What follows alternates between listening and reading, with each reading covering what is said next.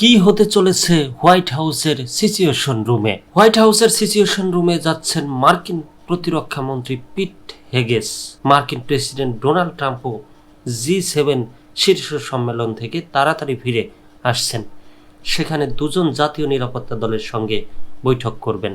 Fox নিউজের বরাতে the Times of Israel জানায়, যুক্তরাষ্ট্র এই অঞ্চলে যুদ্ধ জাহাজ এবং সামরিক বিমান পুনর্বিন্যাস করেছে, যাতে ইসরায়েল এবং ইরানের মধ্যে সংঘাত আরও তীব্র হলে তা মোকাবেলা করা যায়।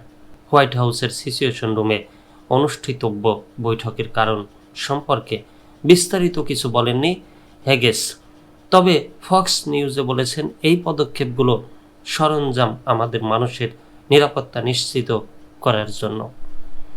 তিনি বলেছেন, ইসরায়েল এবং তেহরানের মধ্যে উত্তেজনা বৃদ্ধি পেলেও মার্কিন প্রেসিডেন্ট ডোনাল্ড ট্রাম্প এখনও ইরানের সাথে একটি পারমাণবিক চুক্তির লক্ষ্যে কাজ করছেন।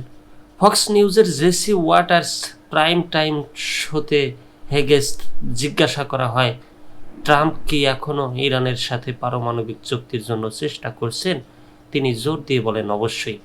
হেগেস বলেন, আমরা এই অঞ্চলে প্রতিরক্ষামূলক প্রস্তুত আছি, যাতে শান্তি চুক্তির জন্য দৃঢ়ভাবে এগিয়ে যেতে পারি, এবং আমরা অবশ্যই আশা করি এটি এখানে ঘটবে।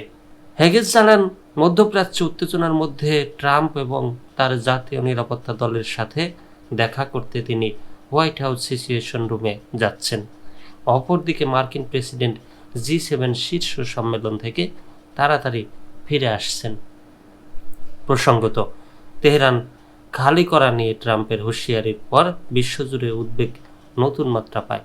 তেহরান খালি করতে ট্রাম্প কেন এমন বিবৃতি দিলেন সেটি স্পষ্ট নয়, তবে এই বিবৃতিতে অবশ্যই ইরানের সঙ্গে পারমাণবিক চুক্তি নিয়ে কথা বলছেন তিনি। এতে ইরানকে দ্রুত সময়ে চুক্তি করার আহ্বান জানিয়েছেন ট্রাম্প। তিনি বলেন, ইরান কোনোভাবেই পারমাণবিক অস্ত্রের অধিকারী হতে পারবে না। আমি এটি বারবার বলেছি, সবাই জরুরি ভিত্তিতে তেহরান খালি করে দিন।